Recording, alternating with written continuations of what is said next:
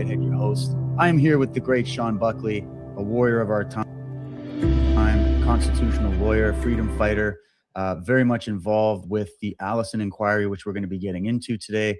And I want to be here today to learn about what's really going on, the details about it. I've been hearing a lot of stuff online, a lot of flack from many different angles, and I want to clear it all up and get you, the listener, the information that you need. And so I encourage all of you today to help me out, share this interview out. I know it's going to be fire. We're going to learn a lot today with Shawn. He's very knowledgeable. He's deeply involved. And I got a lot of questions on your behalf for him. So please help me by getting this out as far and wide as you can. Ask your friends to share, your family. This is a conversation that I know people are sick of having about the COVID era, the pandemic, the vaccines, but it is absolutely essential that the truth is known and that justice occurs. And this man is the man in the arena. And so I'm so honored that he is here. So first of all, just want to say a quick welcome to you, Shawn. Thank you so much for jumping for a part 2 on Truth Warrior. David, really pleased to be here. And this can't go away. So, and I understand why everyone wants to avoid the issue. You know, we were locked down for 2 years, 2 winters, until those truckers showed us what bravery and courage is. And then the government was scared to lock us down. And in the couple of years that followed, like, it's almost like when summer came, like, I just want to go to the lake. I want to pretend this didn't happen. I want to have I want to sit on my dock and have a couple of beers and just pretend that things are okay. And like, that's a trauma response. You know, I had called Theo Fleury as a witness in Edmonton back in March of 2023. And he was talking about, you know, basically how he was sexually abused when he was a young hockey player. But he segued on to COVID and said, you know, like he had stood up. He had basically become this speaker, helping people and all of that. COVID hit, and all of a sudden everything ground to a halt. Like the rest of he's locked up, and he was finding himself becoming depressed, becoming suicidal, the whole thing. And through his counselor, he came to realize, wait a second, everything that's happening has happened to him before. It's just now the abuser's the government. And he outlines how we were basically all abused, like this classic abuse pattern. So we were all thrown into trauma. And one of the things we want to do is pretend that, like, stuff it and go away. But here's why we can't. And I really wish we could. Like, David, you know, if we could just be assured that, like, nothing like that's going to happen again in the near future. Let's focus on the economy. Let's focus on our kids. Let's just focus on going on. Great. But here's the problem. You know, we don't have a poll in Canada. But in September of last year, Rasmussen did a poll in the United States, which found that 56.6% of Americans believe that the COVID vaccine not caused death, caused significant death. Right? So that's not like, is there the odd person out there that may have died from this? No. Over half of the population there believes it caused significant death. Now, I don't know what the numbers are in Canada, and I'm willing to bet that maybe we're a little more asleep than they are. Because, you know, but it could be close, and we're not even talking then injured. Because one thing that's changed for me is now people that I wouldn't expect are questioning whether the injuries, because there's injuries out there. There are injuries. We all know people that are injured. I know people, for sure. I know people. Well, a lot of people believe those injuries were caused by the COVID-19 vaccine. That's not going away. So we have to have this conversation. The other thing is, like, so, I mean, if for no other reason, in that, well, there's really 2 big reasons. First is an ethical one, is the people that are vaccine injured are treated like modern day lepers. We will not accept that they're vaccine injured. We will not include treatments that they need for vaccine injury. They can be, those treatments are available for other conditions. But in our socialist medical system, where everything is apportioned, and we've come to believe that there's finite resources and we have to put up with this. Well, if it's not approved for vaccine injury, which we don't officially recognize, then they're denied treatments that their doctors agree they have. We'll talk about their abuse later. Like, it's hard to even understand how abused this group feels, but they're dying. They're dying of their injuries. They are suffering terribly. Many of them are now accessing MAID because they can't take the suffering anymore.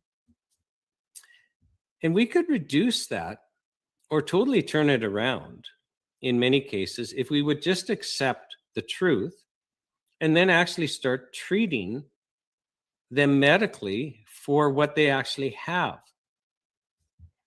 So, we've got that issue. The second issue, why we can't avoid this conversation, if you got, half or more than half of the population that believes that a vaccine caused significant death and or significant harm, there's no trust in the public health. Like your viewers, let's say there was, a legitimate public health scare, and they were strongly encouraging us to take an intervention. Well, many of us, I think myself included, our gut response is going to be, I don't trust you. Well, how can I trust you? How can your viewers trust public health if we actually can't have a conversation about the fact that some of us are injured by the last intervention? And let's look at that in a non-threatening way. Let's have the conversation and let's make changes to restore trust. I remember the blood scandal when people were getting diseases because the blood supply was tainted. So, you go to the hospital and you need a transfusion for whatever reason. And, now you've got Hep C or whatever it is. Well, we wouldn't have that discussion. We knew about it for a long time. And then all of a sudden, a whole bunch of us are reluctant to get blood transfusions. And then we have the conversation, and then we make changes. And then we go on because our confidence in the blood supply was restored because we had the conversation. And then in response to that, we made changes. And we've got to do this. So whether we want to or not, we're not, we've got an ethical duty. We've got this large portion of the population that's suffering and a larger portion of the population that has zero confidence in public health. That is very logical, very rational to me, Shawn. This is what I personally struggle with when I see the blowback that you guys are getting for this. And I want to come back. I want to do something really quick. I want to introduce people to the Allison Inquiry. We'll go over the website. I have a wonderful video to show everybody that's done by the Inquiry, just to give a little summary. And then I want to talk to you about the two polarities we were discussing off air about you're getting hit from all angles, which is really interesting. But let's just do this really quick. You've got the website right listed there below. It's allisoninquiry.com. You can also go to covidtestimony.com. I'll link everything for everybody. You can go and check it out. And here's the summary of what the Allison Inquiry is all about. So this will be taking place September 8th, 9th, and 10th and 11th, 2026. The Allison Inquiry will be listening to the testimony of Canadians injured by a COVID vaccine. The inquiry will be broadcast live from Parliament Hill in Ottawa. The Allison Inquiry represents the first time that Canadian lawmakers will be listening to Canadians about their experiences with the COVID-19 vaccines. Isn't that crazy that it's the first time? The Allison Inquiry will be chaired by a Member of Parliament, Dean Allison, and is nonpartisan. Members of Parliament and senators from all parties are eligible to sit down as panel members. The inquiry is being held with the cooperation of the COVID Testimony Association, a not-for-profit setup to assist in running the inquiry. So let's take this moment to show everybody the video, and then I'm going to come back, Shawn. I'm going to highlight those two polar angles of attack that you're receiving, and then I'd love your comments on that. So here we go. Check out this video, guys. We'll come right back.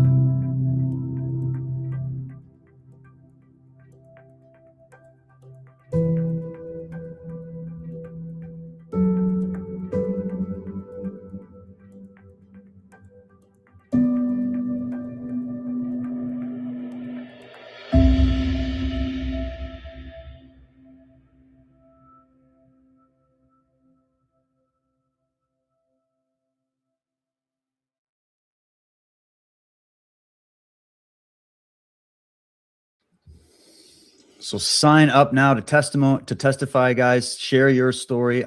Every time, Shawn, that I do shows like this, and I covered the entire thing inside out, forward and backwards during the lockdown era. They locked down the wrong guy over here, because all I did was go full time in trying to investigate what was going on. It was uh, moment by moment, I was tracking it, and so many others were as well, trying to Mhm. figure out what the hell was going on. And I was bringing on doctors, Canadian doctors, doctors from the US, doctors from Europe. And that was how I lost my first two Facebook profiles, was literally for just covering medical professionals that had questions about just the policies that were being instituted. We hadn't even been at the vaccine stage yet, right? And at the time, I remember digging back into the literature, because I've been following the health shenanigans going on in the health industry for a long time, just because of what happened in my own family. I grew up with my mother, told this story before, but my mother was in and out of the hospital my entire life, was treated for every kind of thing you can imagine, was put through the ringer, and sadly passed away due to heart failure. And I believe there were medical interventions involved in that. And there's many of these kinds of cases, and even outside of the vaccine industry.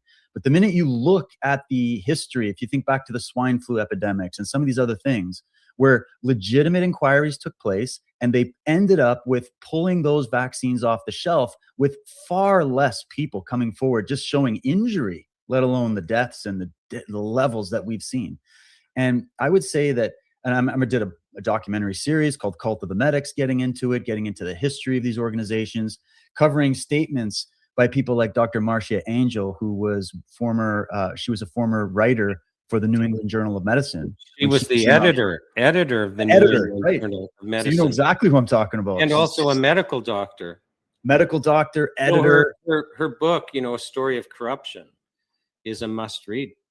It's a must read. And that statement that blew me away, and I read it back a while back, and I included it in my coverage, where she was talking about how it's impossible. It was a reluctant conclusion she came to after 20 years of being the editor, that we can't trust a lot of the medical literature because of the conflicts of interest that are there. So you start there and you think, okay, they want trust. They want us to just automatically trust the government, which who the hell trusts the Canadian government right now, let alone back then, or the medical monopoly that has cozy relationships with the big pharma cartels, right? So if they're asking for the trust and then just saying, but don't inquire, don't question, don't challenge. And in fact, if you do, there's going to be harsh punishments and fines and freezing bank accounts, etc. I brought on people like Danny Bulford, many other nurses, Dr. Charles Hoff, others. I went on a whole campaign to try to just say, hey, let's get the other side out to people. That was my inquiry as just a podcaster. And now when I see this inquiry, I get why there's a lot of concern about it. And let me just highlight the two angles of attack that I see. And then I'd love for you to just go as long as you want on this. So first one that I see is obviously going to be coming from the sort of normie, elbows up brigade, whatever you want to call it, that is just completely brainwashed by the CBC. And they're just like, there was nothing wrong with what the government did. There was nothing wrong with the vaccines. We have nothing to inquire about. Everybody just go away. You guys are a bunch of crackpots. You're paranoid schizophrenics, or whatever they're going to say. So there's that camp. That camp can never be satisfied. And that camp is a very tiny, tiny number, by the way. The other camp is going to be the people that did experience what happened. They do have a lot of questions. And they're a little bit too black-pilled for my taste, because they look at it like, well, look what happened with the trucker commune. You brought up the truckers. I did a documentary called The Truckers Were Right. People can go watch that on YouTube and make of it what you will. But the inquiry that proceeded after that, obviously there was no real justice done as people saw. They're like, well, nobody was arrested. There wasn't any real scrutiny put on the people that were responsible. Everybody involved has just been promoted up the ranks. Nobody, you know what I mean? There was no justice in that sense. So people look at that as a failure. Whereas when I was covering that, I said, well, this is a battle of public opinion. This is about waking up people living in Canada. And in that inquiry, we heard testimony as Canadians that many people did not get the opportunity to hear. We got to get information out to the general public that otherwise wouldn't have made it out, right? So in that sense, I felt like it was worth doing that, even if it didn't end up the way everybody was hoping. We're dealing with a corrupt, captured government system. What do you expect? But at the same time, we still have to fight this battle. And then when I see you going nonprofit, investing your own money, putting your reputation on the line to do this yet again and go with this inquiry and listen to the testimony of these Canadians and say, hey, I trust you.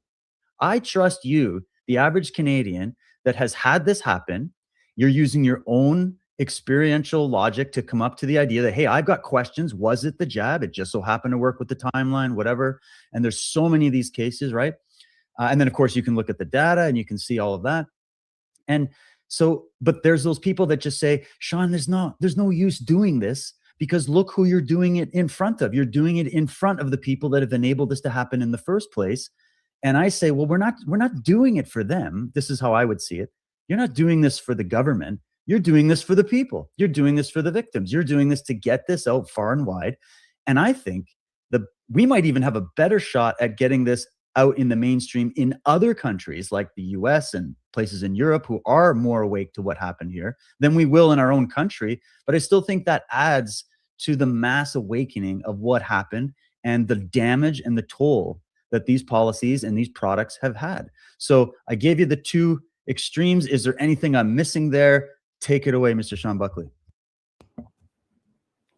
I'd like to frame this a little differently and then explain kind of how the Allison Inquiry came about. And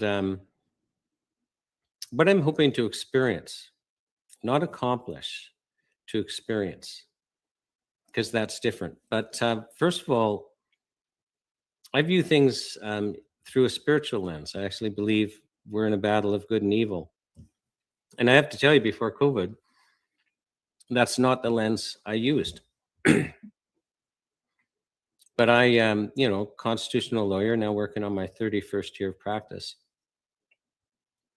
And I saw Canada sliding into a police state.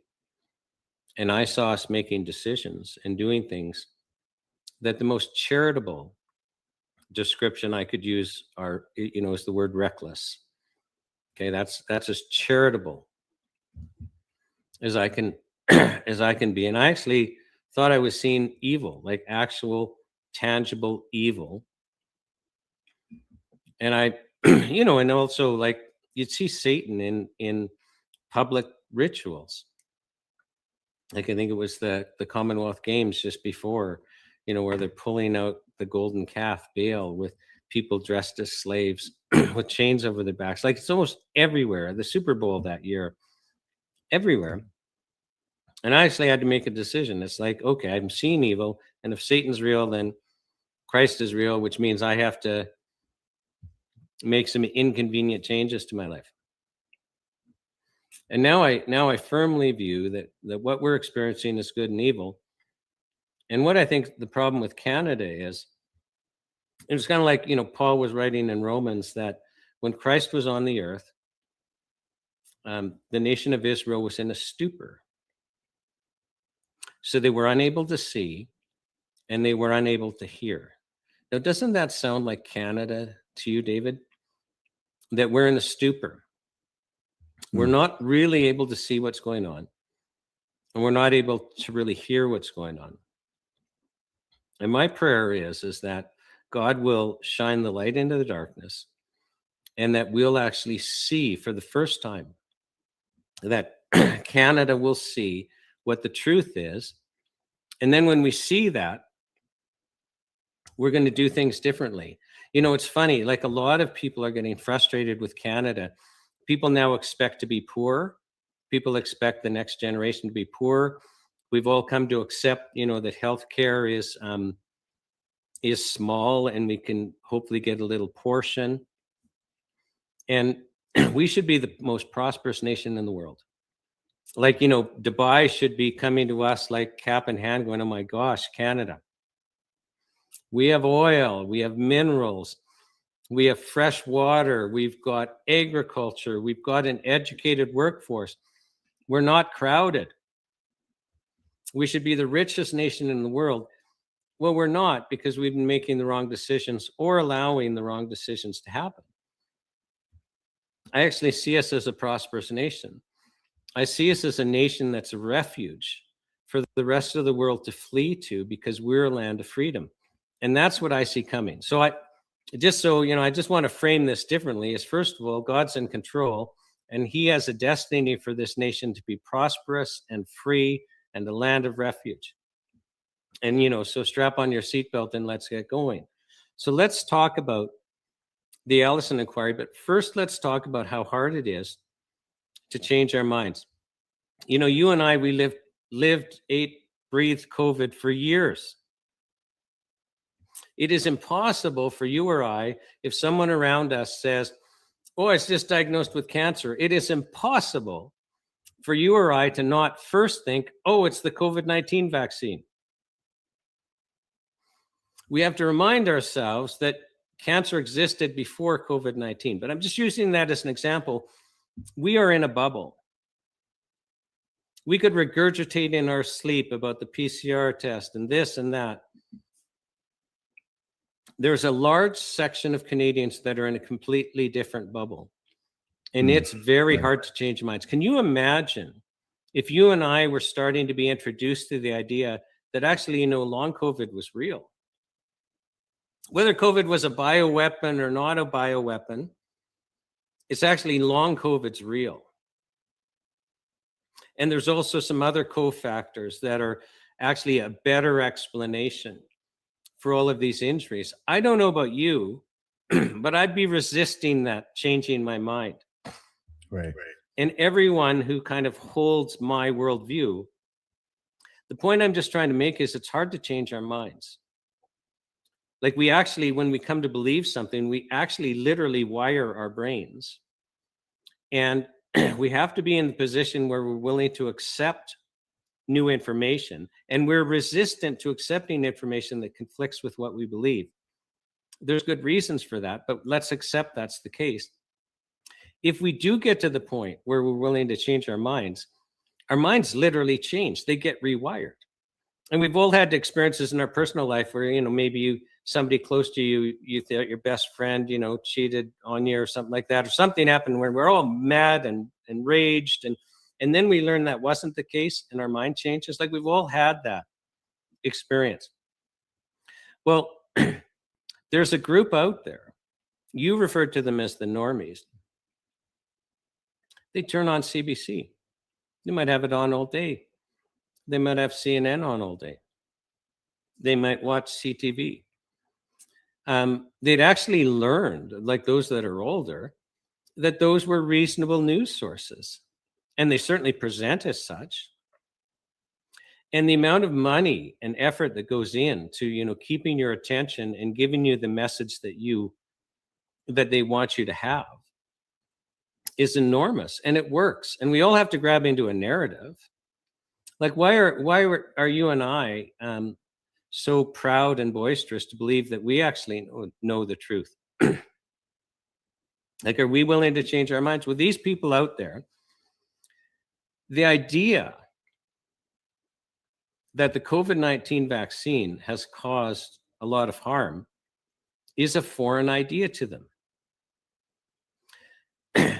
People know they're injured. We can't deny the fact that, whether you believe it's the COVID-19 vaccine or you believe a different narrative, people have died and people are seriously injured, and people injured that shouldn't be injured, like teenagers and kids. And the world has changed medically.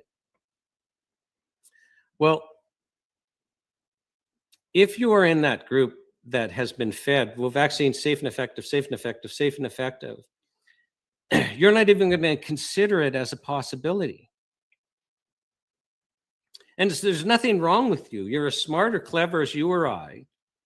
The only difference is we've been fed different news sources, and, early decisions have taken us down different paths. And then the mainstream media is talking openly about all these injuries as long COVID.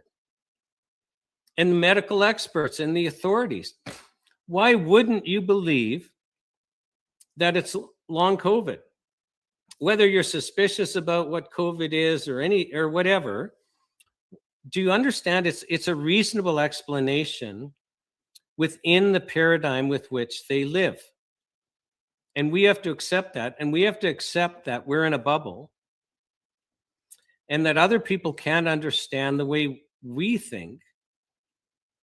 And this is something I learned about when getting involved in the Allison Inquiry. Like, I had no idea, David, how strong these bubbles are. So October 23rd of last year, my wife Teresa and I are in Ottawa delivering the third largest paper petition in Canadian history on Parliament Hill to MP Blaine Calkins so he can enter them in Parliament. We finished this great health charter tour. We're exhausted. We're planning on driving to Montreal to visit family the next day. And a friend says, you got to meet with this MP, Dean Allison. So we agreed to stay another day, and we meet with this MP named Dean Allison. And we actually, had a great meeting. Like, we resonated.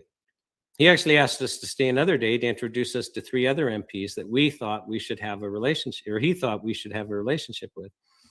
But when we were meeting with him that first day, he said,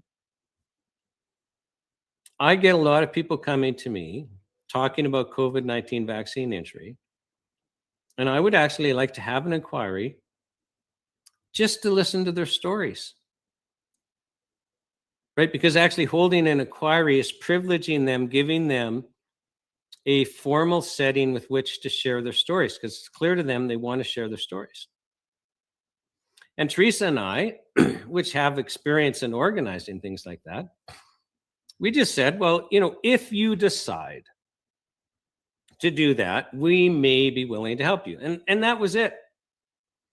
So some months go by, and then my wife, Teresa, follows up, like, kind of prods him, like, well, you had said you were interested in doing this. Are you interested in doing this? And eventually now we're having a dialogue. We're having some Zoom meetings. I remember one with one of his aides who was just so displeased with the idea that you couldn't believe it. And other phone calls and that. And then we end up having a phone call. I don't know if it's 3 months ago, probably not longer than that, where Dean is explaining to Teresa and I over the phone all the reasons why we can't do this. And the vision just simply was, at first, 3 days. 3 days of just listening to vaccine-injured persons tell their story in a formal context. Like, how non-threatening is that? But he's telling us reason after reason after reason why he can't do it. Now, he's a Christian, I'm a Christian, so I'm allowed to say what I said next. And I just stopped him and I said, Dean, you're talking about the wrong stuff. You're telling me why you can't do this. And that's not the question that needs to be answered. The only question that needs to be answered is, does God want you to do this? Like, in the Christian context, that's it. So I said, let's end the call. Like, you take as long as you need to pray about that and get back to us. And we ended the call. Well, Teresa and I thought it was done. Okay, well, that's not going to happen. We're not having an inquiry listening to COVID vaccine persons in front of MPs. But about 10 days later, he contacts us and he says, okay, I prayed. I'm supposed to do it. And listen to this. He says, I'm supposed to do it regardless of the consequences, because he was really worried he'd get kicked out of the Conservative caucus and now have to sit as an independent.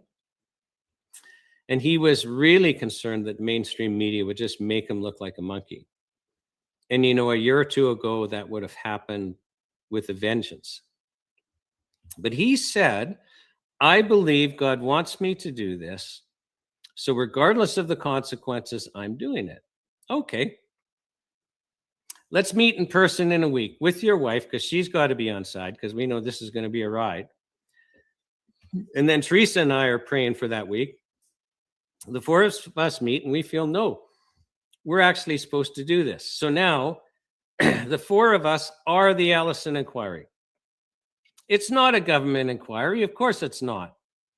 It's not a Conservative Party inquiry. Dean's worried he's going to get kicked out of the party.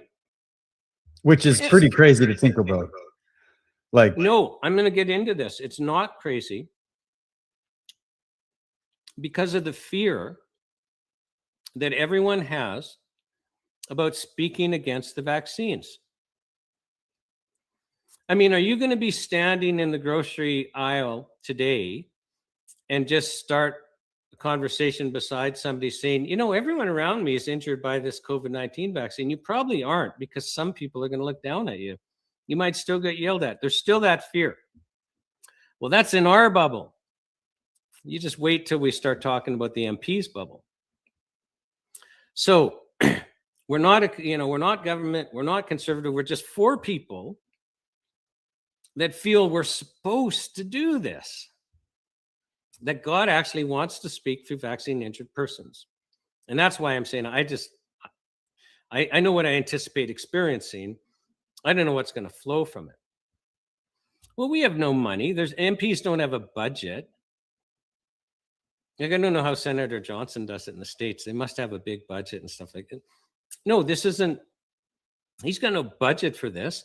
So, of course, we have to incorporate a nonprofit to organize volunteers and to act as a legal vehicle to collect donations to pay for it. We actually think, like, we're hoping to have about 40. We've got 4 days. Well, we've got to fly these people. We've got to put them up. And most of them need a couple of days to travel beforehand because they have to recover from the travel. We've got AV costs. Like, I'm a volunteer, my wife's a volunteer, but we got to pay web guys and stuff like that. Like, so we estimate it'll be about 80 grand. We don't have that. We're like dangerously low on funds. That's another reason why I think God's in it, because he never gives you what you need till you need it. So we start organizing it. We picked June 4th to announce it in a press conference. It's all we could do to get ready. In fact, the website, the French side, got finished that morning. Like, it's kind of like university final exam week type thing where you're working all night to get done. We couldn't even take donations. I mean, we didn't have banking yet or anything like that. And we announced this. Now, I have to tell you, before the decision was made to go ahead, Dean was meeting with MPs. Teresa and I were meeting with MPs to explain, hey, we're just thinking of holding a formal inquiry just to listen to the stories of vaccine injured persons. Is it even remotely possible that you could sit as an MP at the table and listen to their stories? Now, remember, Dean hadn't agreed yet. No one was agreeing to that. Not a single MP to Dean, not a single MP to us. And in discussing things with these MPs, I came to realize two things that everyone needs to understand. And it's why I had this bubble discussion beforehand. Like, we're in a bubble. First of all, I learned that MPs do not believe that they have permission to in a formal setting. They can listen in their offices to vaccine injured persons share their stories, and they are doing that. They don't actually honestly believe that it is feasible for them to sit at a table in a committee room, which is a formal setting, and listen to vaccine injured persons tell their stories. They don't believe that any MP could do that. Like, they're surprised that Dean didn't get kicked out of the party. But they're afraid because they all watch the mainstream media. Their aides all watch the mainstream media. And we all intuitively understand that it is forbidden to question the COVID-19 vaccine. It is still officially forbidden. It's not like there's some law passed. But the mainstream media is going to go after you. If you're a doctor, you're going to get, you tell me that a doctor in any province isn't going to get professionally disciplined if they start publicly speaking against the COVID-19 vaccine today, in the summer of 2026. Well, MPs understand this. So step one is when we're talking about this inquiry, you have to understand what's politically feasible. Like, when Dean says this can go ahead, well, if we're going to ask people to volunteer, We're going to ask people to fund this, and we're going to ask MPs to attend it. We have to have some structure. So we have to draft terms of reference, and we have to draft, short rules. Like, we're only 4 days here. So it's nonpartisan. Why should this be a partisan thing? Listening to Canadians share their stories. They're not allowed to make any findings. Well, after 4 days, if you made findings, you're an idiot anyway and shouldn't have any credibility. Right? Like, really? This is a complex issue. But also to have MPs attend from other parties, or even the Conservative Party, it's got to be neutral. It's got to be, no, we're not here finding blame or anything like that. We're just listening to vaccine injured persons.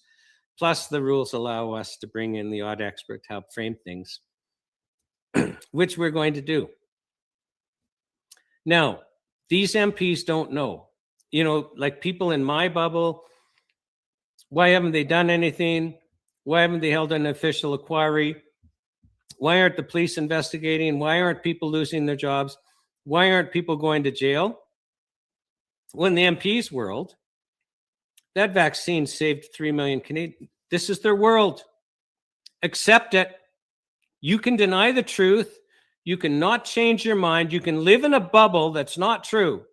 In their world, the vaccine saved 3 million lives, or whatever the official figure is. In their world, a lot of people are suffering because of long COVID. Yeah, we have a health crisis. People come to them talking about some vaccine, long COVID, the little voice in their heads.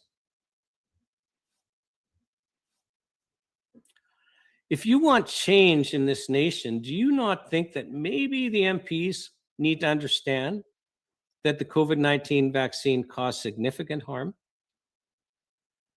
And that we have to change the narrative? So, we're going to, because you asked me, we got the normies criticizing you this way, the Freedom Group. Well, listen, all we're presented with, Teresa and I, is the opportunity to call vaccine injured persons in front of MPs that have no idea what's going on. And the interesting thing about this, David, is if this inquiry is allowed to proceed, and that's a question mark. There's no question God wants it to proceed. But if it's allowed to proceed, and I won't go into all the ways that it could be completely derailed. If it's allowed to proceed, whether or not that committee room is filled with MPs, all the party aides are going to be watching, and key MPs amongst all parties are going to be watching. The mainstream media is going to be watching. Some of them are going to be reporting fairly on it. So if this is allowed to proceed, for those lawmakers that we're wondering, why aren't they doing anything? Well, they're not doing anything because the vaccine saved 3 million lives, and we've got a whole bunch of problems with long COVID. Leave us alone. Until they can get to that point where they can change their mind about that, we're going nowhere. We could have this conversation in 2 years, or we could take what God has given us right now. It's the only opportunity. I don't know anyone else of all the people criticizing that are saying, well, here's how we're convincing MPs. Here's what we're doing. And then I've also learned, like, these injured people are desperate to share their stories.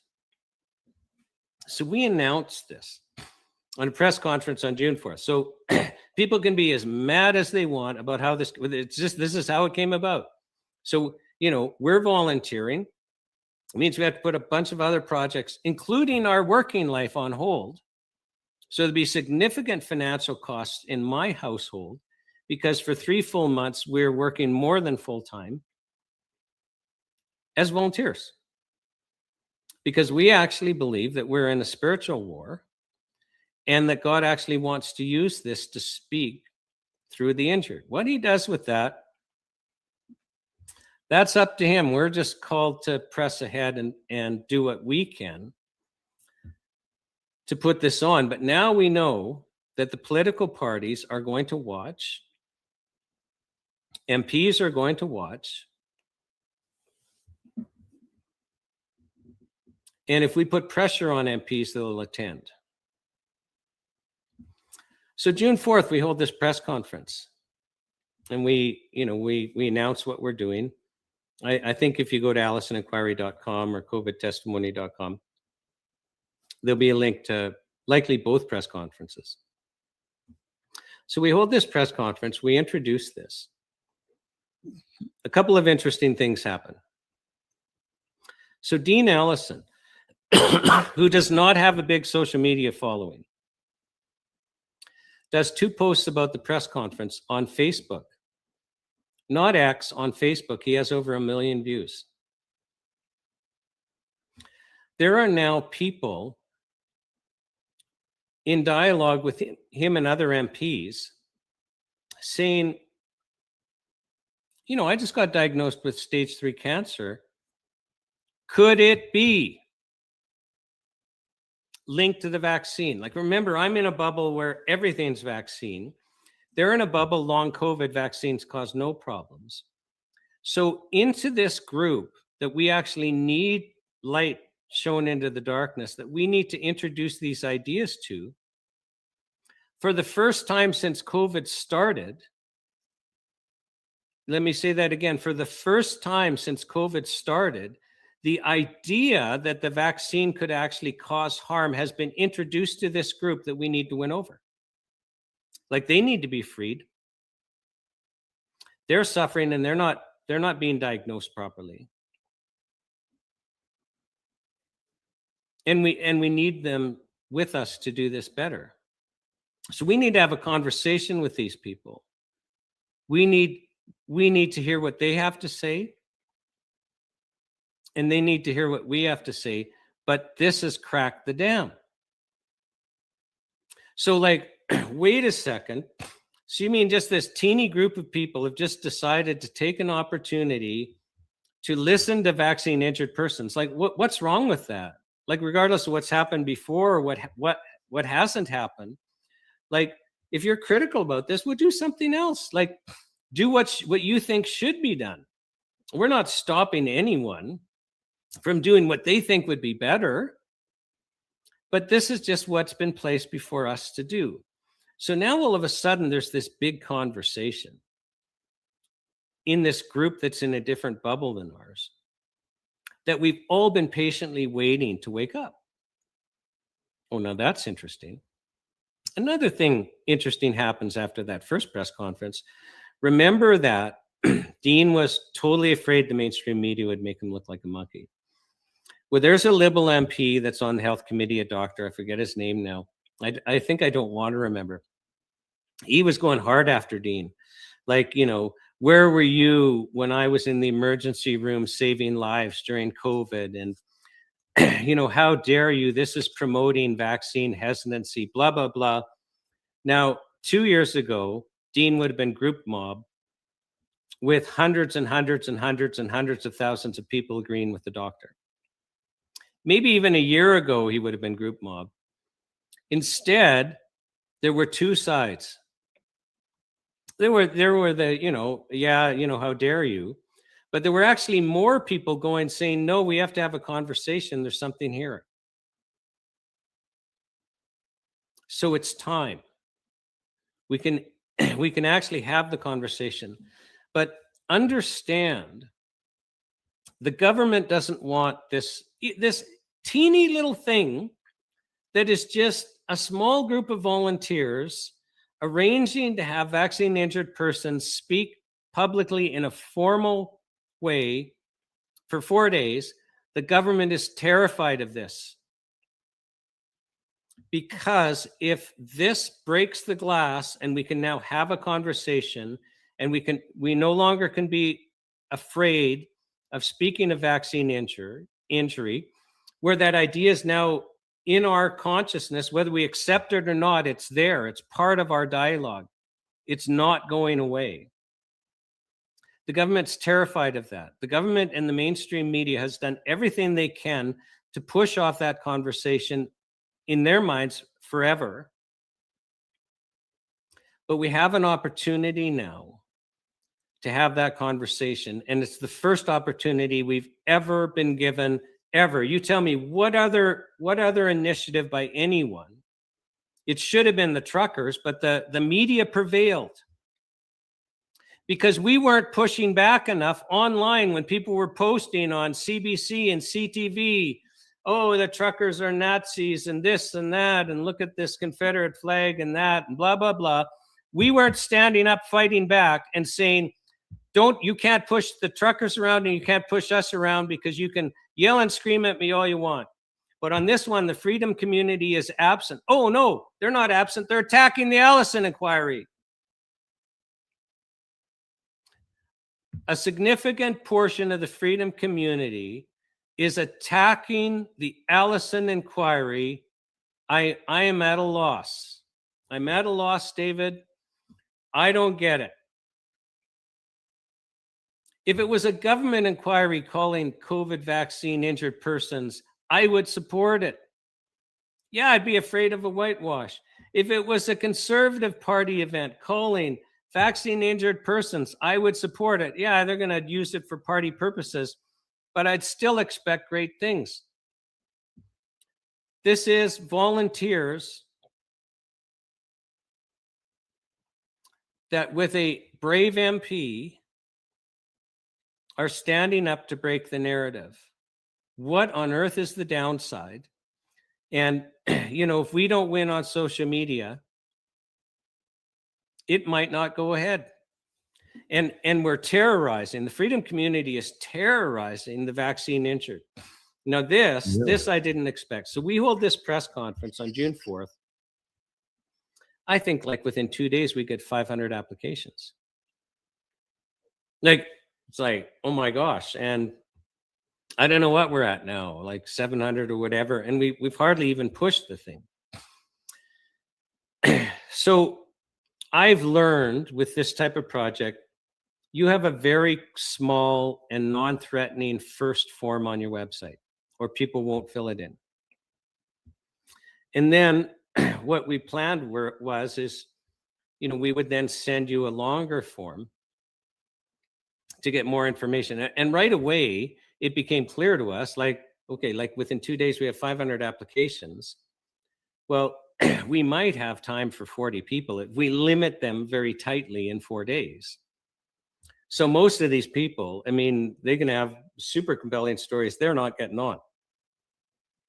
But can we get their permission to share their written testimony as part of a record?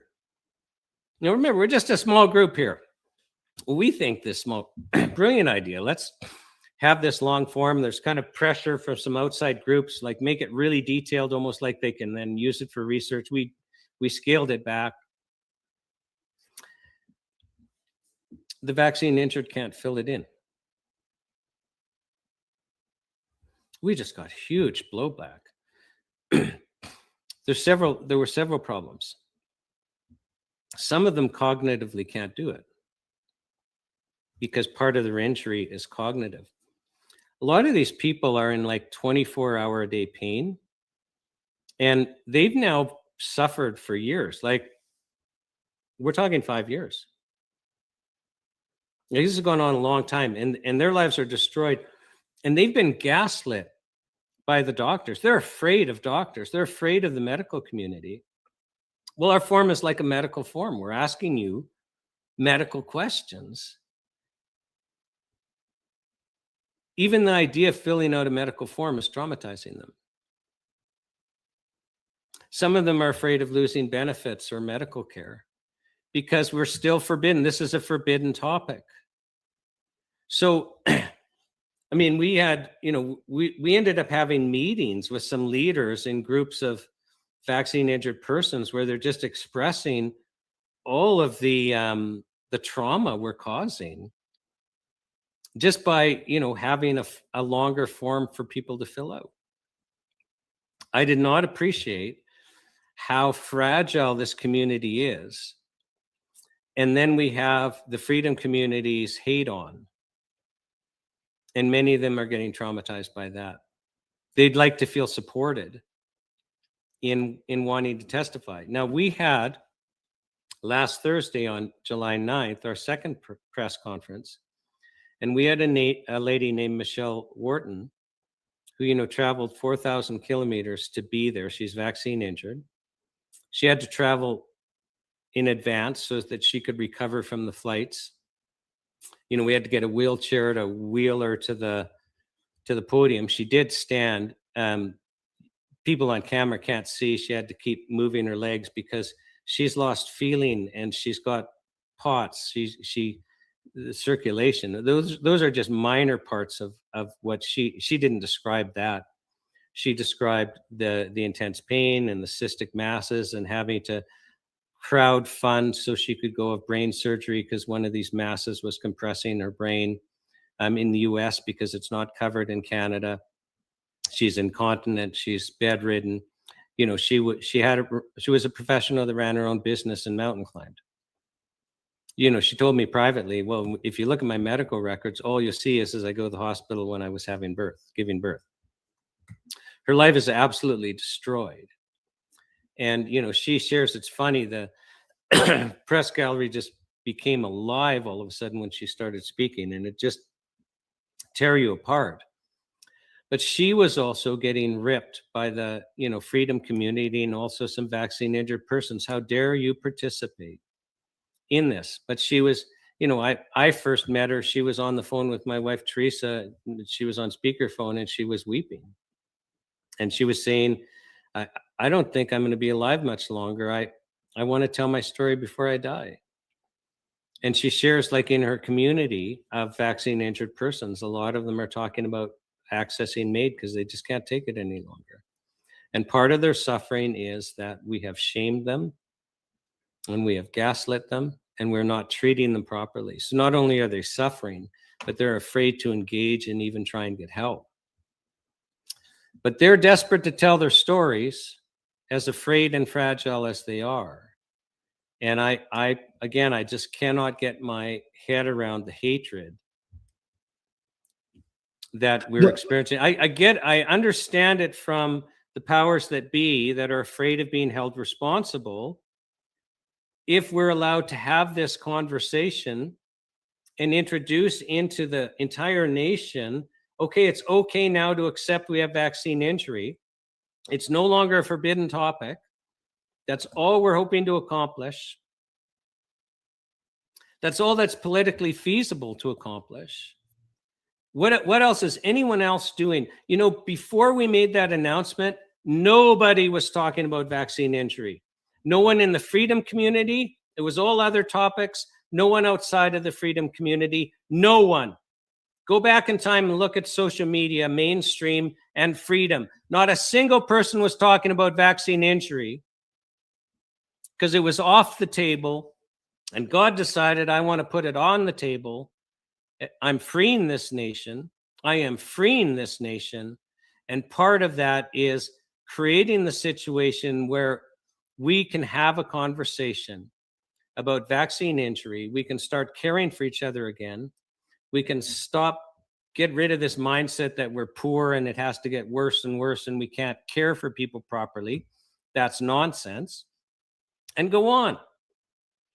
So the mainstream media, like the people that you refer as normies, if you look at the social media dialogue with regards to Michelle Wharton, like Juno News did like a 3-minute clip of her.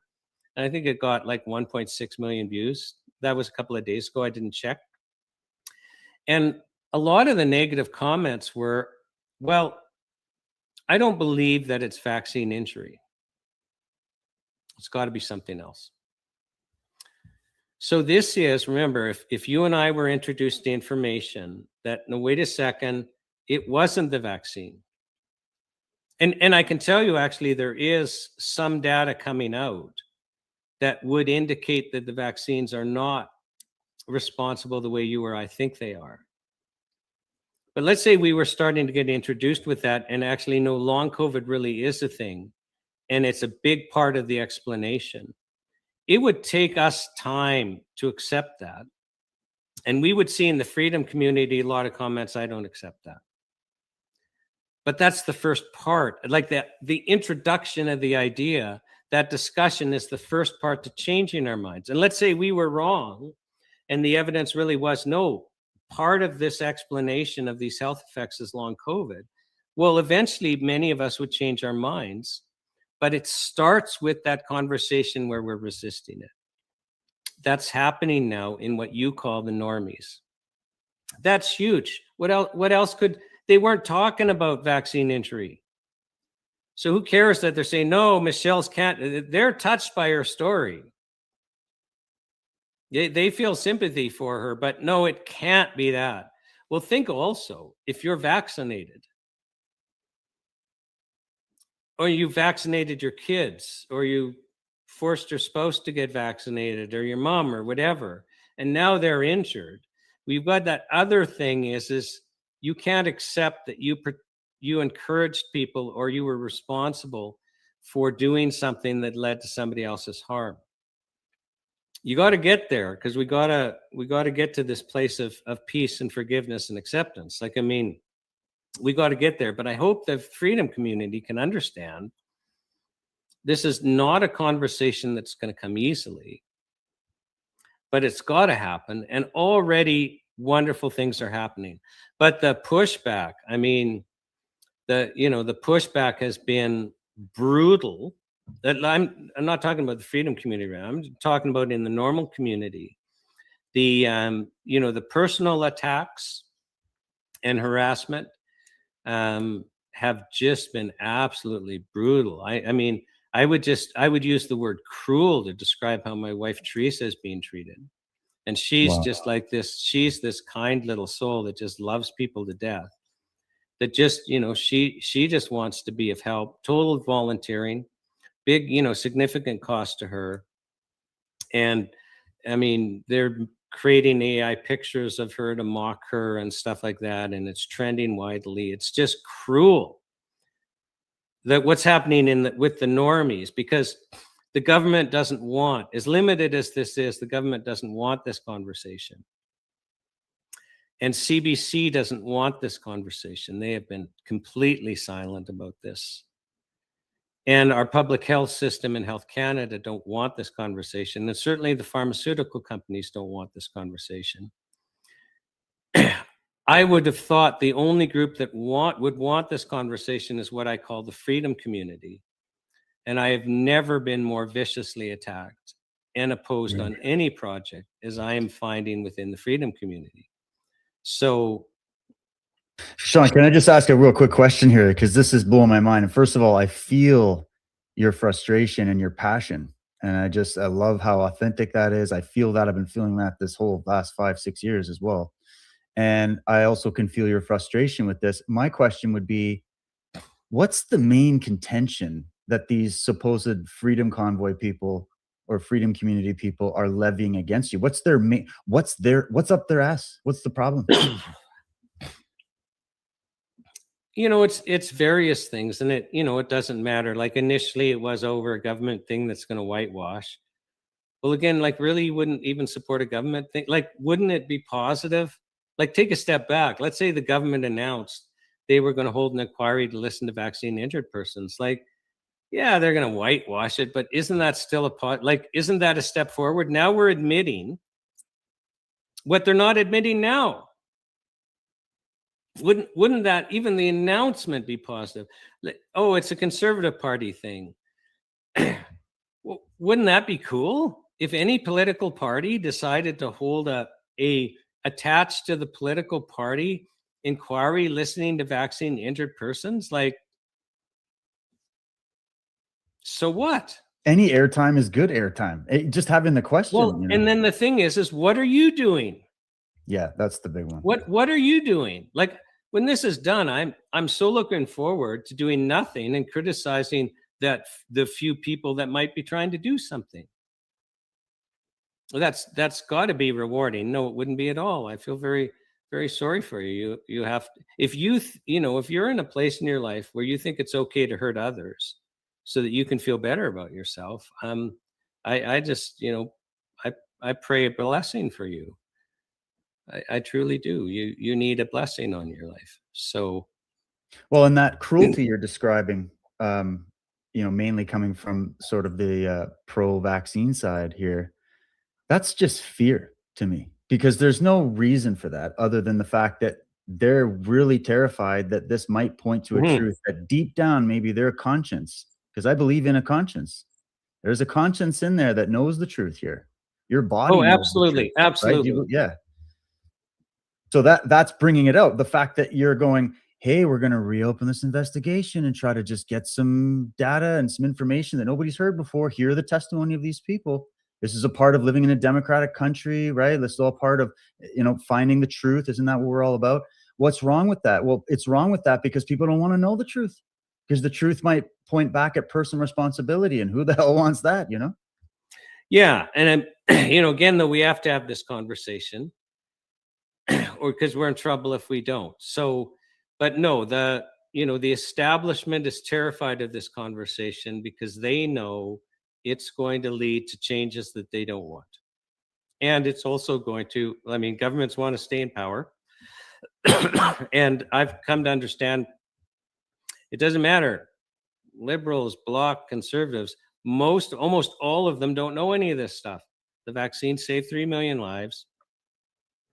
We have long COVID, and it's a danger. It's actually a danger to Canadians to promote vaccine hesitancy. That's the belief. Okay, that's the belief. And that could prevail because the freedom community is, for the first time that I've ever aware, they're working with the government, they're working with the pharmaceutical companies, they're working with the mainstream media to take this down. Whereas, like again, on the truckers, like we should have been all over CBC and CTV and Global, the mainstream media, when, and been an army posting against, even if we were the minority, but we should have been there standing up day after day, night after night, refusing to not allow our voice to be heard. So, but we're not doing that, or very few are. And instead, for some reason, this is, threatening. There's a big panic yesterday. We have a non-disclosure agreement. If you're going to volunteer with us, I've learned from my other endeavors, you want to put a brake on people sharing your internal communications. And in this case, because the establishment is so against what we're doing, we don't want anyone to know, who certain witnesses are or any move we're going to make, Right. because we really are worried about sabotage and attack.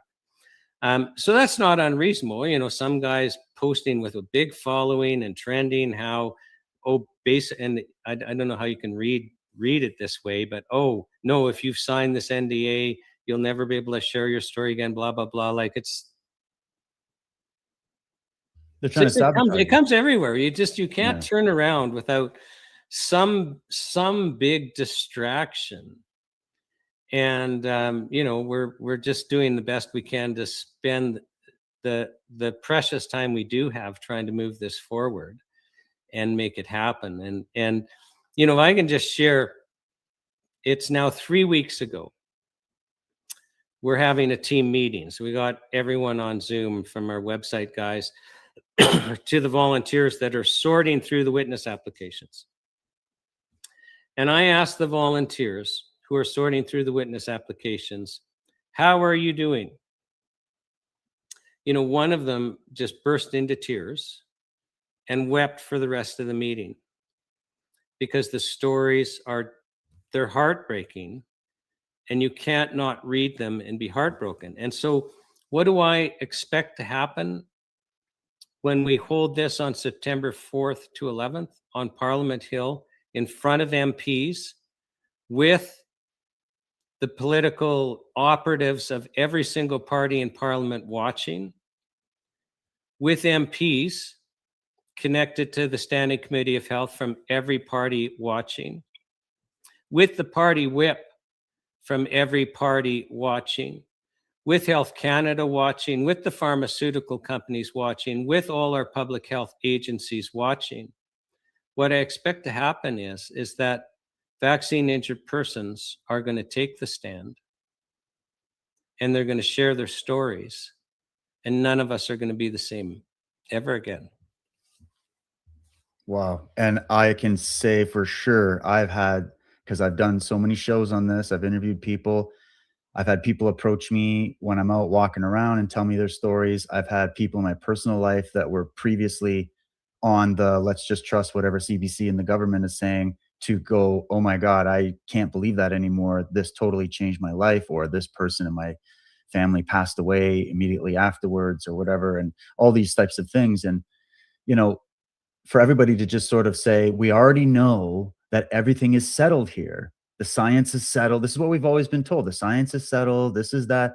And the whole way through, when you go back to the beginning of all the claims that were made by all the same exact agencies that are now telling everybody, don't worry, it's just long COVID. It was nothing to do with this experimental pharmaceutical product that we mandated and got you all vaccinated in Walmart parking lots or whatever. Like, it has nothing whatsoever to do with that.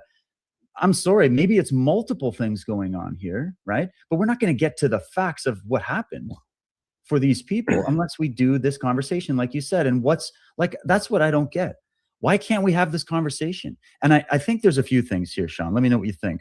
Oh, go ahead if you got a Well, I point. was just going to say, I think God understands things we don't understand. So if the goal is to get this nation to the place where we can have the conversation, is there actually any other way it could be done? If it's a government inquiry, we're already divided, Right. and it's going to be whitewashed and controlled. If it's a political party doing it, we have the same concern.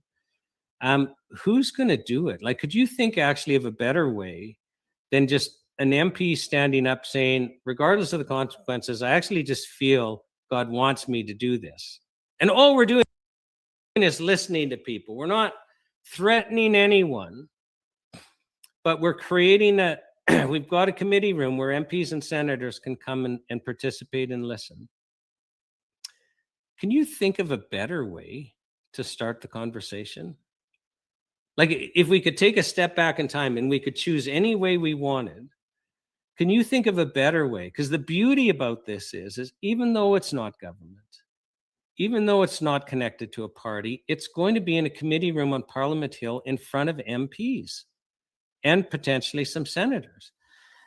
That gives it legitimacy because it's going to be in front of MPs and senators. This is what we hoped for, is actually sharing a different perspective, a different truth with the people that can actually then start making a difference. Again, I can't emphasize more. They believe the vaccine saved lives. They believe people are suffering from long COVID. They believe that challenging the vaccine narrative, aside from the fact that it's forbidden, could lead to vaccine hesitancy, which would lead to poor health outcomes. That's what these people that you are expecting to change the world for you believe. What else is out there to introduce a different reality to them, to even give them the ability to change their mind? Because in a formal committee setting, with vaccine injured persons sharing their stories, they're gonna hear the truth. They're gonna understand these people are telling me truth. They're gonna open their minds, and now they have to change. And I don't know how else it could be done now that I look back at it. Like, all this criticism we have, how would you do it? I like how God's trying to do it. And that's always, isn't that always how it goes?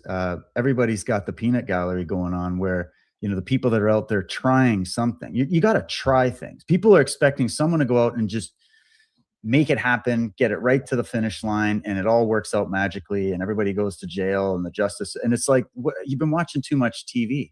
The reality doesn't work like that, especially in our very complicated mess that we're in Canada when it comes to our legal system, our political system, our media, as you brought up, right? And so, when you start going to real testimony from people, the question I had for you was, what would you say to people that would look at this from the perspective of, well, you've mentioned that you and the people that are doing this feel God inspired by this. But what about people that don't have that worldview? They would say, well, this is just, you're going off of your whims and your feelings and everything else. Obviously, I know that you also pack a punch as a constitutional lawyer with 30 plus years experience. So you're also bringing the testimony, and you said you're also bringing some witnesses in that can add some weight and frame things a little bit. What level of let's say, logical data could be brought to this as value for people that maybe don't come from that religious perspective, that say, okay, we're just following the will of God here? What about, what would you say to those people that they're with you, they're open-minded, but they're like, I don't know if I like the religious talk behind this. I'd like to see something based in science, because we are challenging science after all. So they're worried that maybe the credibility might be threatened, even though that's not how I feel about it. But how would you respond to that one? Yeah. So first of all, I mean, I've gotten I've gotten tired of not speaking what I actually think, and I am happy for people to disagree with me. So, but let's say some people with different belief systems were putting on an inquiry. Surely I wouldn't think to myself, well, that's going to affect the witnesses. We're not selecting, we're not even asking witnesses what their belief is. Like, why would we? Don't care about that. We just want compelling stories about vaccine injury. And I'm not even involved in that selection. I mean, it's volunteers that, have criteria, and they're sorting through all of those, and they're making the decisions. Why would I make those decisions? I'm not sorting through all of those forms. Let those that are experts in all those forms make those decisions.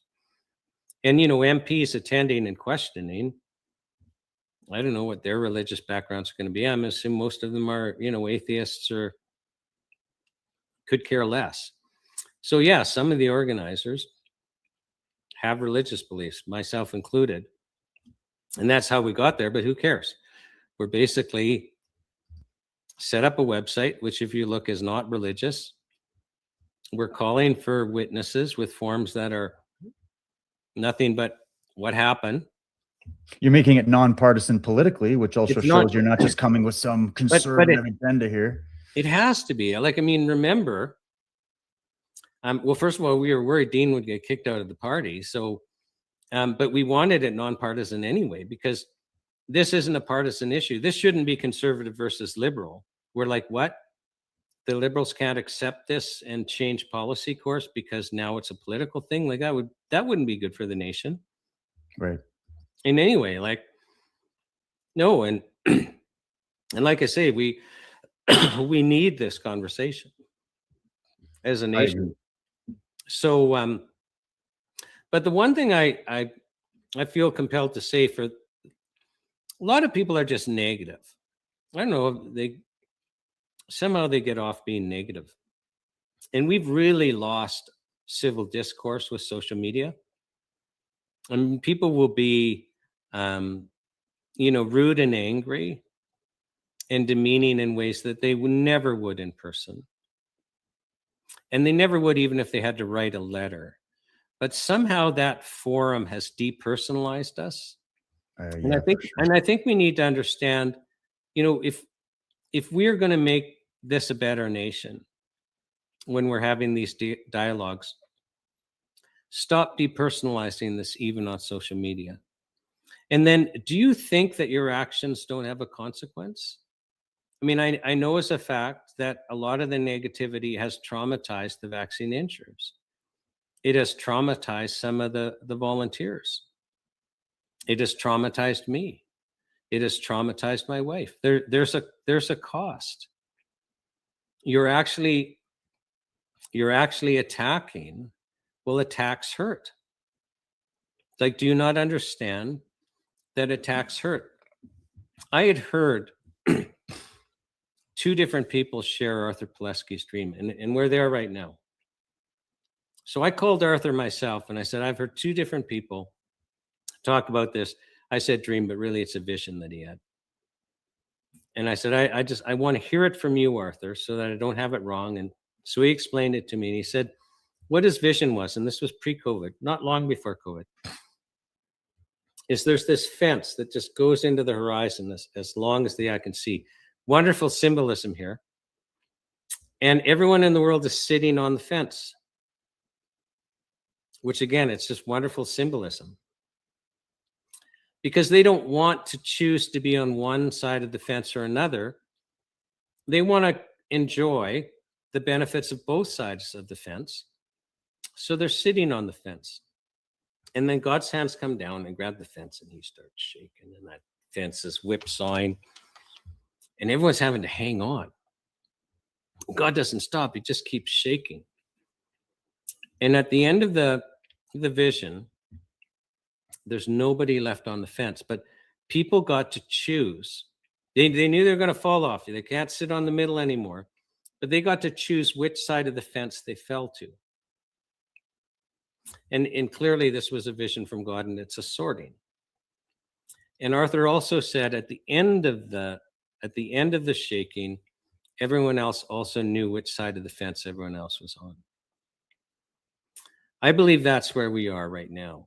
I believe that God is actually in the process of restoring Canada to the freest nation in the world and the most prosperous nation in the world, but he's having to sort us. You know, for those in the freedom community, they'll accept that every college of physicians and surgeons was compromised, every public health agency was compromised, that enormous sums went into planning and media propaganda and all of this. But they didn't infiltrate the freedom community. They'll spend hundreds of billions of dollars. They'll plan for decades, but they didn't think of inserting people in the freedom community. Now, if you're going to be inserted in the freedom community, what you do is you start doing freedom things. You have to establish street creds. So there are people in the freedom community that legitimately have stepped in and done significant things, but they're state agents. I agree, 100%. Yeah. And this one's a hot button. I think this one is part of the fence being shaken. I think God's so going to speak through these witnesses at the Allison Inquiry that, you know, it's just going to be clear he had his hand in it. And our decisions here are not without consequence. And the way we speak and treat with people, because you can disagree, but stop being vile and vicious, because you're better. You're better than that. You can disagree, but disagree with love. Just like you'd like others to disagree with you with love. Absolutely. Well, yeah. No, that's so powerful, because in my opinion, when people are treating you and the witnesses and anybody that's involved in trying to, I don't know, get to the bottom of it and spread the information and wake people up and have the voices heard and just do something about it. If they're coming at those people with cruelty, that to me just shows how absolutely petrified those people are of the truth coming out. And there's something about, I think so many people are traumatized. I think a lot of people have PTSD. I feel like I've got a little bit. I think everybody does. That was a absolutely historic timeline, and it's gotten only more insane ever since too. Don't forget, I feel like we've got all these things exploding around us because we are in this time of, I believe we're in an age of revealing, like you said, the shaking of the fence, and also the truth is being shown and uncovered. The truth that has been hidden, that needs to be known, right? The truth that needs to be known, because it's the truth that sets you free, right? And those that are trying to get to the truth are always historically the most viciously attacked, even by those in their own camp, right? And there are those insidious agents that come in and they're the wolves in sheep's clothing, right? Like we're learning about, we just had Rupert Lowe on Joe Rogan talking about the Fabian Society and the symbolism with that and the whole strategy of wolf in sheep's clothing. And, all of this happens. Of course, these movements that are organic, they get captured. We saw it with a lot of movements in the past. So that's to be expected. But what's not to be expected is average people that were experiencing what we've all experienced, that are picking a gripe with you instead of the people responsible for what really happened. And that's where I try to center my show and my information, is to try to show people this goes way bigger than even any of the captured elements within the government of Canada or the medical services. This is an age-old war between truth and lies, good and evil, light and darkness, if you will. And people can come at that from any angle they want. But I think we're seeing the evil that we were refusing to look at for so long, is coming out whether we like it or not. So it's coming. And with it is justice. And justice not just coming from the legal system. I believe that there's a justice that happens when truth is shown. When truth is shown, there's a natural justice that happens. Call it God's justice, God's law, right? But people are terrified of that because even if they might be on your side about challenging these authorities and exposing these truths to a certain degree, they just might not like the way you're doing it. And that's enough for them to come after you, right? Because they're afraid inside. And this isn't a time for fear. This is a time for action. And I think people, myself included, everybody's been wondering, what do we do? What do we do with what happened with the pandemic? What happened with these vaccines? What's the truth about it? We got to find the truth about it. And we need to deal with the consequences. What's going on with our economy? What's going on with all these other issues? I think they're all related. I don't think these are all separate little things going on. I think that COVID was one of the weapons used. I believe the vaccine was another one of the weapons used. And I believe the ultimate weapon, no matter where that lands scientifically as to what happened with COVID, the policy changes to our countries are a weapon that have been used. And this keeps leaking into all the issues that everybody in the freedom movement pretty much agrees on to a certain degree. So when you're in there like, well, let's fire a few shots back with getting the truth out, because the truth is the ultimate haymaker punch, man.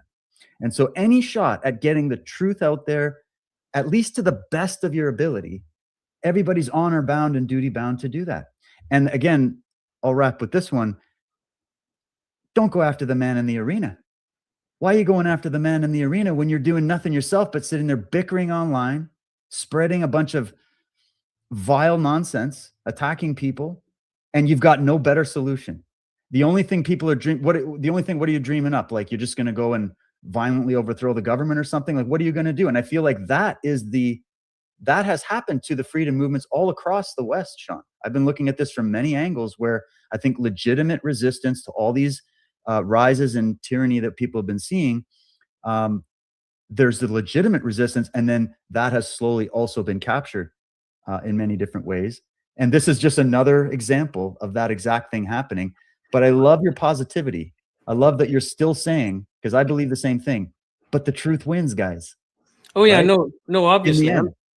I'm just making the point. Like if we think that the freedom movement isn't infiltrated, and that there are people that we respect as freedom warriors, well, that's how you do it. Is if you're a state agent, you go and you're a freedom warrior for a while, you get your street creds, you get leadership positions, and then you basically get to slow things down from the inside and sabotage from the inside, and if something's important, to create resistance against it. So it's unfortunately part of the cost of doing business. So I shouldn't be surprised, but I am, because I was expecting, like, nobody was talking about vaccine injury. Freedom community, what you call the normies, nobody was. And this inquiry put it back on the table, and it needs to be on the table. And we need to have this conversation.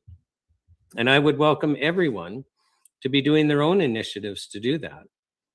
So, but please don't sabotage this one.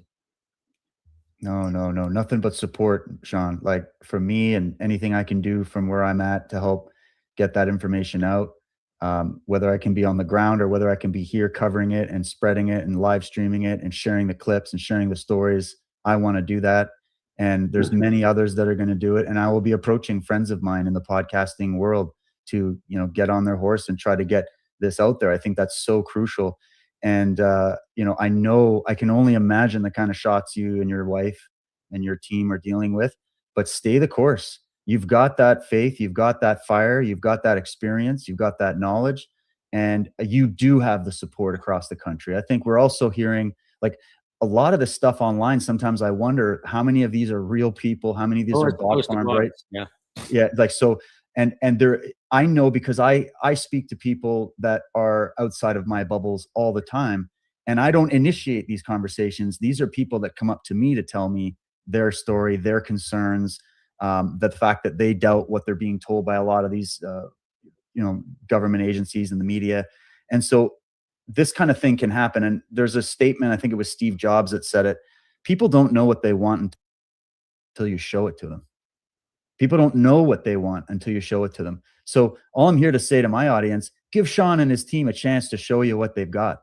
Let's get this to the finish line. Let's get these people out there to tell their stories. It's only going to help everybody get more clarity. It's only going to help spread the information and keep the dialogue going. So even for those of you out there that say, well, it's just absolutely not the vaccine. It is that thing was the elixir of life and it's my holy sepulcher. Hey, whatever. Just let's have the conversation, because at the end of the day, people are suffering, people are dying.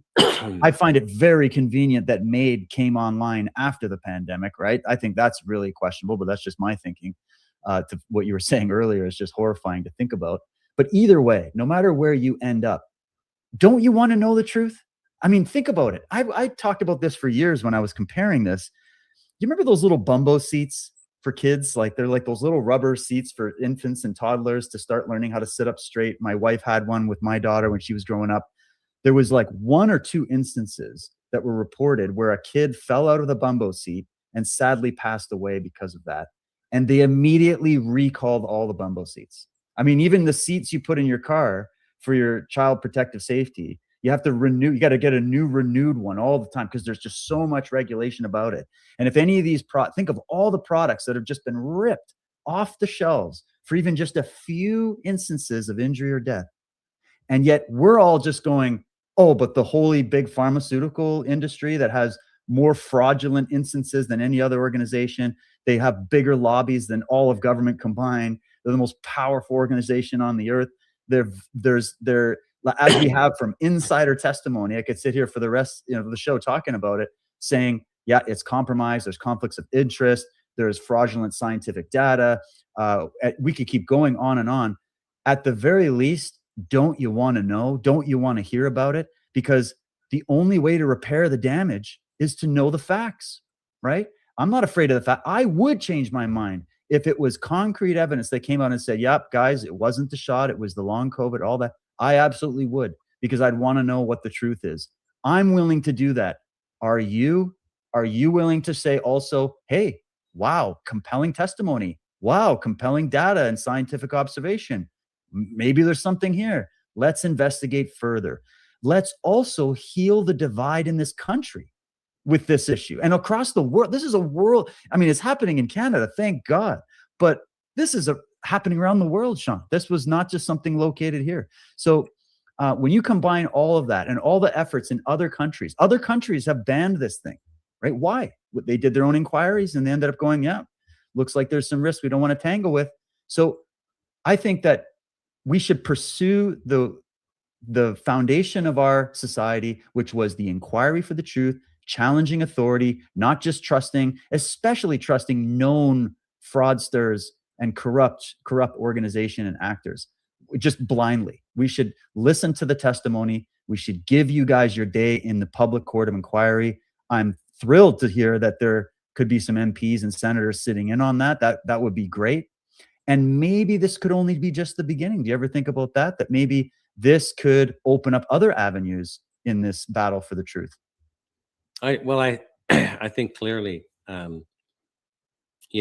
step one is let's give the nation permission to have the conversation, which is what this inquiry should do. And step two is to see where it goes from there. If I can add, I mean, there's some things that people can do. So go to AllisonInquiry.com, which actually takes you to covidtestimony.com. If you're vaccine injured, fill out our form, because even though you don't have to want to testify, you don't have to be selected to testify, but we want to have a written record. We want you to consent to, okay, we can include what you write as part of the record, because it's more compelling if, yeah, we have 40 witnesses, but we can then file as part of the record maybe 1,000 or 2,000 stories. If you know somebody who's vaccine injured who is dead and can't tell the story, apply for them. If you know somebody who's vaccine injured and isn't dead, but is unwilling to do it, ask for permission. Don't do it without their permission. Ask for permission to share their story. if you know somebody who's vaccine injured who wants to apply, help them, because we've learned that they can't do the second form. And they do the first form they can do, then they're going to get an email linking them to the second form. They need help. So, and then we have on the Allison Inquiry instructions about how to approach your MP and ask them to be there. And the best way is if you're vaccine injured, go and say, I'm vaccine injured, I want you to go. Or, you know, take a vaccine injured person with you. If you're not willing to go, phone. And if you're not willing to phone, we have sample letters. But if the MPs know that their constituents are wanting them to attend, then we're going to have more attend. So, and then donate. We're short, like we're 6 weeks out. We're way short. We need to fly these people. We need to get them there. You know, let it not be that, you know, Canadians didn't step up to pay for vaccine injured persons to fly to Ottawa to tell their stories. That would be a shame to us all. And they can donate right on the website, eh? Yeah. Okay. Yeah, we're set up now. I mean, we weren't at the first press conference because things take time, but we're set up now. And then make sure you watch. And, you know, if you have any, we're going to set it up so anyone and their dog can live stream. CBC's not going to show up. CTV's not going to show up. But we're going to have a lot of alternative media there and some significant alternative media. And we're going to set it up so everyone streams. And then they don't matter anymore anyway. And this will be a demonstration of that. So we can collectively get it out there to the world just simply by streaming it on our own channels. Well, Shawn, I just want to thank you so much for jumping on, for taking on this fight. It takes a tremendous amount of courage to go through it, to put risk at yourself and your income and your family and all the things going on. Your lovely wife, who I've met, she's just wonderful. And I just wish you guys the best, and we'll be keeping you in my prayers and my hopes and my content. I'll be putting you guys out there. And if you ever need to come on and do any quick updates, or we can get some of these witnesses on here as well to share their stories, my platform is open. I'd love to have you. And just want to say, I deeply support and admire and respect what you're doing against all odds. Those are the heroes I look up to, the people that go against the raving mob, whether they like it or not, in service of trying to get to the truth. You couldn't ask for anything better. I love that it's independent. I love that it's, you know, nonprofit, and that you are still able to break that glass ceiling and get a few of these MPs in there. And may this go off with a bang. May this take the internet by storm. I've got people watching my show that come from all over America, Europe, you know, all over. Share this out. It's happening in Canada, but it can happen in your country. And this story can spread in the same way that I believe that trucker convoy inspired millions around the world. And it started the process of ending those ridiculous lockdowns. And the egregious, I can't even, don't, like, I won't even go on anymore on it, because I'll just get all off hot and bothered. But it does my heart good, Shawn, to see people like you out there doing this. And I just want people to listen to you. I want them to listen to these witnesses. Go follow up, donate, help this man out, help this project out, and let's get this thing done. And for all the people that are sick and tired of hearing about it, too bad.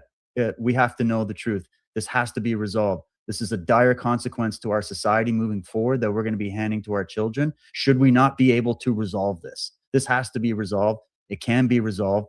And once again, I'm also touched by your positivity about Canada, that we can be that prosperous country, that we can be oriented towards freedom and truth again, and that we can resolve these past grievances, and we can show the truth. So may your inquiry take this internet by storm and silence all the doubters. And thanks for joining me and coming on to share with me today, Shawn. Thanks for having me on, David. My pleasure. We'll do it again. And thanks to all of you who listened and commented. I see your comments. Sorry we couldn't get to them. You're already sharing your stories in there. Take your comment and put it in the Allison Inquiry and tell your story and share it far and wide. And I'll be doing more content in the future on this. So thanks to you all. And thanks for joining us today. We'll talk to you soon. Cheers, everybody.